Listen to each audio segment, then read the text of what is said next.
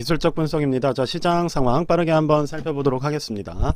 자, 지금 보시는 것처럼 나스닥 같은 경우가 자, 일단 추세상의 반등이 나온 이후에 조금 에너지가 이런 식으로 줄어드는 모습이 나오고 있어요. 즉 상단부에 저항이 조금 작용을 하고 있다라고 생각이 되고, 자, 그래서 계속 저는 뭐 앞서 말씀을 드렸듯이 자, 요 하단부에서야 뭐 비중 조절하면서 들어갈 수 있다라고 말씀을 드렸었지만, 자, 요 높은 위치는 조금 위험할 수 있다라고 말씀을 드렸고, 지금도 여전히 그러한 흐름으로 움직이고 있다라고 생각이 됩니다.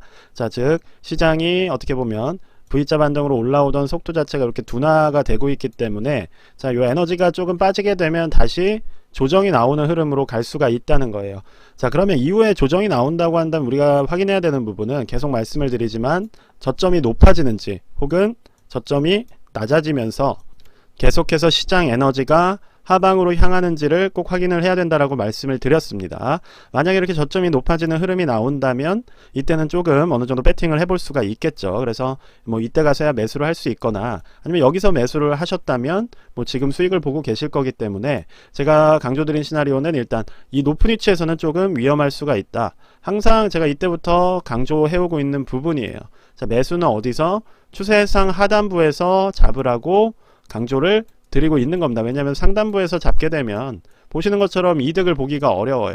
그러니까 이때 예를 들어 상단부에 잡았다면 지금 아무리 올라오더라도 9월 이후에는 한 번도 이득을 보기가 어려운 것이고, 예를 들어서 7월 상단부에 잡았다고 한다면 7월부터 지금까지 단 한 번도 이득을 보기가 어렵다는 거예요. 그래서 우리가 그러한 부분들에 대해서는 항상 조심을 해야 되고, 뭐 이때 들어가서 이렇게 뭐 계속해서 평단을 낮췄다고 한다면 뭐 다행이겠지만, 뭐 우리가 보통은 그렇게 많은 자금을 가지고 있지 않기 때문에 그러한 것을 생각한다면, 특히 자금이 많지 않은 사람들 입장에서는 뭐 10만원씩 이렇게 사서 낮추는 게 무슨 의미가 있겠어요. 그렇죠? 계속해서 거래하는 에너지만 소비가 되고 뭐 그러한 수수료만 소비가 되는 거기 때문에 최대한 낮은 위치에서 잡기 위해서 노력을 해주시는 게 좋을 것 같습니다.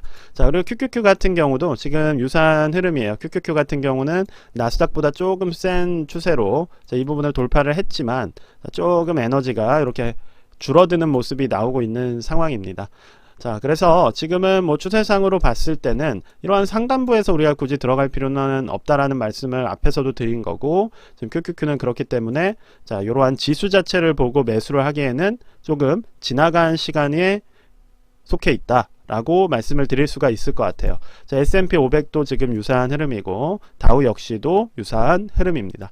자, SOXX 같은 경우는 자, 한번 살펴보면 자, SOXL 같은 경우가 보시기에도 지금 들어가기에 그렇게 안전한 위치는 아니겠죠. 자, 지금 어떻게 보면 요렇게 지금 상단부를 터치를 한 상황이고, 여기서 어떻게 보면 지수나 시장 자체 에너지가 줄어들고 있기 때문에 그 다음 조정이 나올 수가 있는 그러한 구간입니다. 자, 그럼 여기가 상당히 중요할 텐데, 자, 이제 장기 입형과 단기 입형의 이격도가 상당히 줄어들었어요. 그럼 여기서의 앞으로 방향에 따라서 데드크로스가 나오느냐 아니면 지지하면서 상승으로 전환되느냐가 결정될 수가 있는 구간입니다. 자, 그러면 이번 만약에 조정이 좀 나온다고 했을 때 만약에 저점을 더 낮추는 흐름이라면 아마 데드크로스로 움직이겠죠. 그렇게 되면 당분간은 조금 SOXX나 기술주 시장 자체가 얼어붙을 가능성이 있다는 점을 염두에 두면서 시장을 좀 면밀히 봐주시면 좋을 것 같아요. 자, 그래서 실제 SOXL로 살펴보면 자, 추세를 단기적으로는 돌파를 했지만 지금 보시는 것처럼 200일선 저항을 맞으면서 지금 이렇게 추세가 줄어들고 있습니다. 그래서 낮은 위치에서 매수 들어가셨던 분들은 뭐 수익 실현을 고려를 해주셔도 될 것 같은 구간이에요. 굳이 우리가 여기서 더 가는 걸 기대하면서 홀딩을 하다가 벌었던 것마저 조정을 받느니 어느 정도 일부 예를 들어서 뭐 50%라도 수익 실현을 하면서 조금 안전하게 대응을 하면 좋을 것 같습니다. 뭐 반대로 장기 투자를 뭐 보고 계신다면 저는 근데 개인적으로 말씀드렸지만 괴리율이나 이런 것 때문에 자, 세배 레버리지는 뭐 너무 긴 장기 투자는 역배열에서는 추천드리질 않습니다. 오히려 정배열이라면 추천을 드리겠지만 이러한 역배열 구간에서는 하락 기간과 상승 기간이 크게 차이가 안 나고 비슷하기 때문에 자, 이러한 구간의 방향성이 동등해지면 질수록 괴리율이 커지는 측면이 있어요. 그러니까 계속 이렇게 올라가는 날이 많다고 한다면 그때는 괴리율이 그렇게 크지가 않지만 지금처럼 왔다 갔다 하게 된다면 이러한 괴리율이 커지기 때문에 자, 역별에서는 그렇게 3배 레버리지를 뭐 고수하실 필요는 없을 것 같습니다. 뭐 한다고 하신다면 이러한 스윙 개념으로 접근을 하시는 게 더 좋을 것 같고, 스윙으로 보았을 때는 지금 1차적으로 상승, 즉 수익 실현을 기대할 수 있는 구간에 도달을 했다, 이렇게 말씀을 드릴 수 있을 것 같아요. 자, 국내 주식 같은 경우는 일단 뭐 소신껏 말씀드렸어요. 뭐 이때 이렇게 올라가니까 뭐 공매도 금지되고 뭐 시장 날아갈 거다라고 생각하시는 분들 많았을 거고, 뭐 그런 말씀 해주시는 분들이야 많았을 거니까 뭐 저 같은 경우는 그냥 제 생각을 말씀을 드렸는데, 자, 일단 올라간 위치가 그쵸, 딱 저항을 맞고 끝이 났죠. 자, 그렇다고 한다면 지금 이 구간을 강하게 돌파를 하고 자, 이렇게 저점이 나오는 높아지는 흐름이 나와줘야 될 텐데, 자, 애초에 지금 여기서 그냥 맞고 지금 떨어지는 흐름이에요. 자, 그렇다고 한다면 만약 미국 시장이 좋지 않은 흐름으로 그렇게 흘러간다고 하면 시장이 다시 역별로 조정을 받는 흐름으로 갈 가능성이 있다는 겁니다. 그래서 코스피나 코스닥은 뭐 이걸 잡으신 분이 아니라면 이 위치에서 지금 굳이 매수를 할 필요는 없다는 게 제 개인적인 생각이에요. 왜냐하면 위험하기 때문에.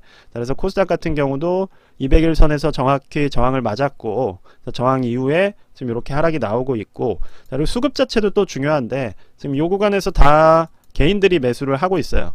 자, 그럼 개인들이 매수를 한다는 얘기는 자, 어떻게 보면 손해를 볼 가능성이 높다는 거겠죠. 개인들이 매수를 하고 있는데 계속 떨어진다는 거는 어떻게 보면 뭐 외국인이나 기관들이 방향을 반대쪽으로 틀 가능성이 높아진다는 이야기이기도 합니다. 좀 잔인한 얘기지만.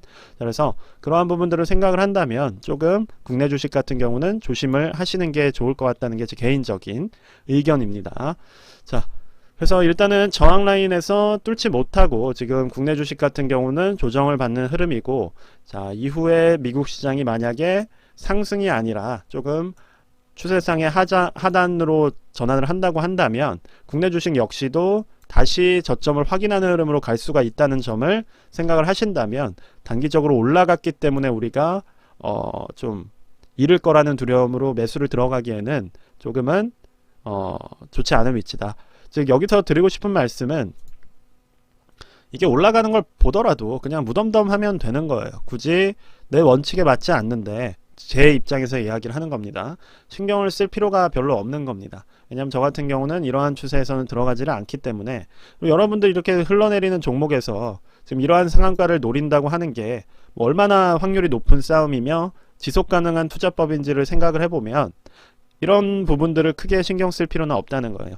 이미 저번 영상, 그러니까 그날 이 코스닥이나 코스피가 하락이 나오기 전에 그날 새벽에 찍은 영상에도 보시면 자, 이러한 역별 구간에서 상한가를 치는 종목이 많습니다. 특히나 국내 주식 같은 경우는 이런 게 많는데 이게 좋은 종목이냐? 그건 아니라는 거예요. 사실은 잡주인 경우가 많고 그러한 종목들일수록 뭐 이러한 작전주의일 가능성이 더 높기 때문에 쳐다도 보지 않는 게 이득인 그러한 종목들이 많이 있죠. 왜냐하면 시세를 받는 게 아니라 단기적으로 어떠한 에너지로 인해서 올라가는 거기 때문에 지금 코스피나 코스닥이 그런 상승일 수 있다는 것이고, 그렇기 때문에 너무 신경을 크게 쓰실 필요는 없을 것 같습니다.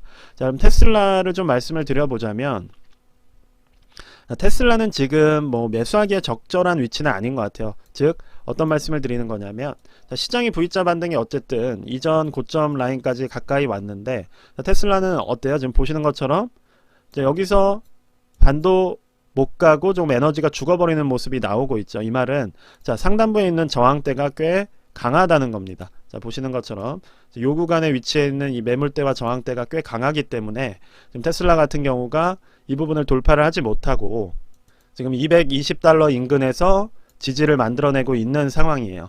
자, 그런데 앞서 제 영상을 많이 보신 분들은 알겠지만 제가 드리는 말씀이 뭐예요? 결국 테슬라는 시장과 같이 가는 종목입니다. 즉 나스닥이 이렇게 가면 자, 테슬라도 이렇게 가는 거예요. 나스닥이 이렇게 가는데 테슬라는 이렇게 가는 종목은 아닙니다. 기본적으로 기술주에서 대장 자리를 어떻게 보면 차지하고 있는 종목 중 하나이기 때문에 자, 시장과 동일하게 움직인다라고 생각을 하면 자, 지금 엔비디아가 시장이 반전으로 바뀌었을 때, 마이크로소프트가 시장이 반전으로 바뀌었을 때 계속 상승을 만들어내는 것과 반대로 테슬라가 그렇게 강한 에너지를 보이지 못하고 있다는 얘기는 자, 저항대가 이런 종목보다 더 강하다는 것이고, 여기서 제가 핵심적으로 드리고 싶은 말씀은 그렇다면 시장이 나스닥이 다시 앞에서 보셨던 것처럼 조정 국면으로, 즉 여기서 에너지가 조금 이미 V자 반등은 나왔고 줄어들면서 다시 추세 하단을 확인하러 간다고 했을 때 테슬라도 당연히 따라갈 가능성이 높다는 거예요.